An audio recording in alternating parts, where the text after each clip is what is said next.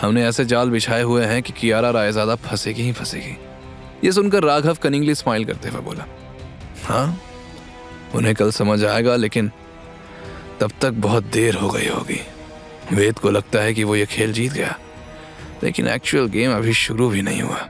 तभी अचानक private cabin का दरवाजा खुला। अमन और राघव ने दरवाजे की तरफ देखा तो सामने वेद को देखकर दोनों की आंखें चौड़ी हो गई। राघव घबराहट से हकलाते हुए बोला, वेद तुम यहाँ कैसे? वेद मुस्कुराते हुए अंदर गया और डेकोरेटिव प्लांट के पास से वो फोन उठाया जो वेटर ने वहां रखा था। ये देखकर राघव और अमन हक्के बक्के रह गए। असल में थोड़ी देर पहले वेद ही वेटर के कपड़ों में अंदर आया था। वेद ने अपना फोन अपनी पॉकेट में रखा और धीरे धीरे उनकी टेबल की तरफ बढ़ने लगा। उसके हर स्टेप में कॉन्फिडेंस नजर आ रहा था। क्यों इतने सरप्राइज्ड क्यों लग रहे हो? मैं सोच रहा था कि जेल से बाहर आने की खुशी में सेलिब्रेशन में मैं भी पार्टिसिपेट कर लूं। अमन की सांस फूलने लगी। वहीं वहां बैठी लड़कियां कंफ्यूज्ड लग रही थी। वेद सोफे पर बैठ गया और बोला, वैसे प्लान अच्छा था।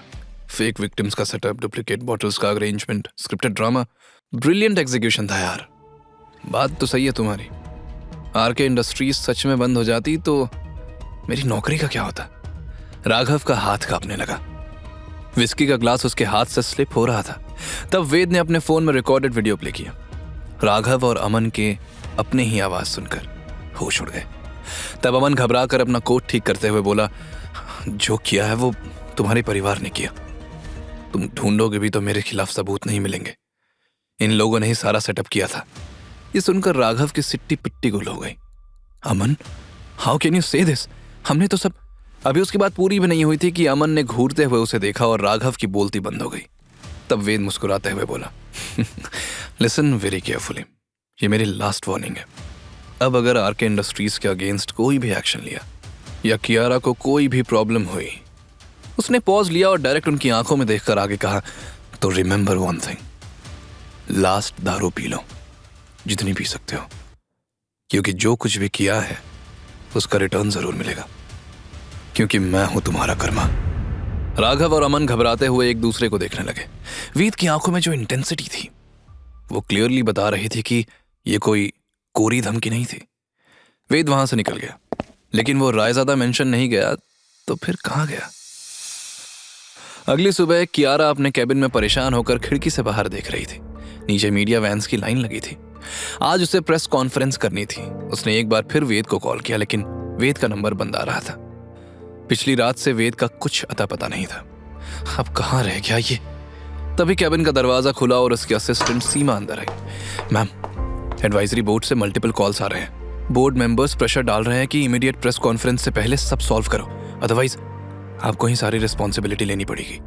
कियारा परेशान होकर बोले, 10 मिनट में प्रेस कॉन्फ्रेंस है, मैं 10 मिनट में सब कैसे सॉल्व करूंगी? सीमा ने जवाब में कहा, मैम आपके पास कोई चॉइस नहीं है, पब्लिक स्टेटमेंट देना तो मैंडेटरी है। कियारा ने टेबल से पानी का ग्लास उठाया और एक ही बार में पूरा पानी गटकने के बाद गहरी सांस लेकर बोली, लगता है मुझे ही सारी रिस्पॉन्सिबिलिटी लेनी पड़ेगी। वो फिर मन ही मन बोली, मेरी पर्सनल लाइफ के बारे में भी क्वेश्चंस होंगे, खासकर शादी के बारे में। आई डोंट नो मैं कैसे हैंडल करूंगी। इतने कैमरास, इतने रिपोर्टर्स, हजारों लोग देख रहे होंगे। अगर कोई मिस्टेक हो गई तो। सीमा भी नर्वस थी।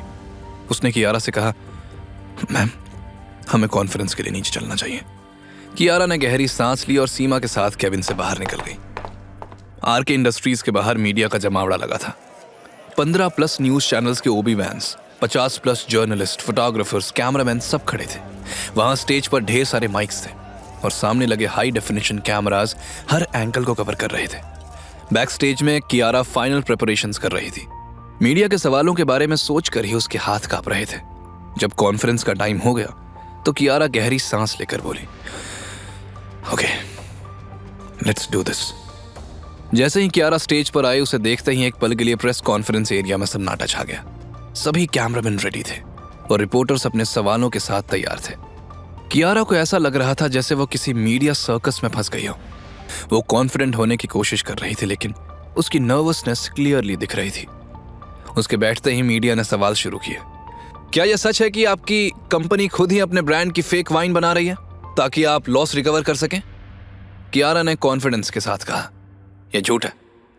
हम खुद ही अपनी कंपनी की रेपुटेशन क्यों खराब करेंगे? ये तो राइवल कंपनीज की साजिश है। रिपोर्टर ने काउंटर क्वेश्चन किया, लेकिन क्या आप ये बात प्रूव कर सकती हैं? ये सुनकर कियारा चुप हो गई। तभी दूसरे रिपोर्टर ने सवाल किया, कियारा जी, आपकी शादी की खबरें काफी वक्त से मीडिया में छाई हुई हैं। आपके चाचा जी ने खुद कंफर्म किया है कि आपकी शादी एक डिलीवरी बॉय से हुई है। तो फिर कहां है आपका हस्बैंड? कब आप ऑफिशियली उनका नाम रिवील करेंगी? देश के लाखों लोग इस जवाब का वेट कर रहे हैं। और आपने एक डिलीवरी बॉय से शादी क्यों की? उनके सवाल सुनकर कियारा के माथे पर पसीना आने लगा। वो नर्वस होकर अपनी हथेलियां रगड़ने लगी। उसे पहले से ही इसी बात का डर था। रिपोर्टर्स और ऊंची आवाज में उसकी शादी को लेकर सवाल करने लगे। कियारा को लगा कि अब कोई और रास्ता नहीं है। वो जवाब देने ही वाली थी कि तभी अचानक रिपोर्टर्स के पीछे से आवाज आई, स्टॉप इट। कियारा ने नजर उठाकर देखा तो वेद सामने से आ रहा था। उसके चेहरे पर कॉन्फिडेंट स्माइल थी। वो कियारा के बगल में खड़ा हुआ और तीखी मुस्कान के साथ माइक के सामने आकर बोला, आप लोग यहाँ एक्सक्लूसिव न्यूज लेने आए हैं, लेकिन एक्सक्लूसिव न्यूज तो चल चुकी है।